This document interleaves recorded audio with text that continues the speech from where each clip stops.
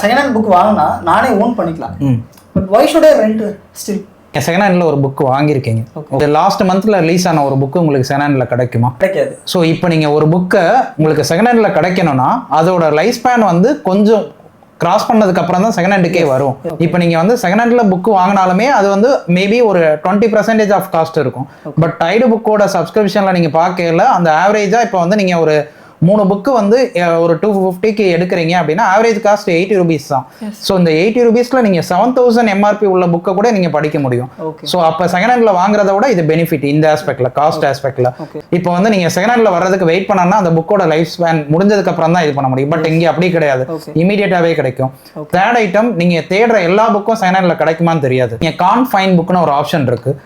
அதில் போய் நீங்கள் வந்து என்ன புக்கு நீங்கள் எக்ஸ்பெக்ட் பண்ணுறீங்க அதோட ஆத்தர் ஆர் பப்ளிகேஷன்ஸ் நீங்கள் கொடுத்தீங்கன்னா வித்தின் 3 days அந்த புக்கையும் ப்ரொக்யூர் பண்ணி ரெண்ட்டுக்கு கொடுப்பாங்க.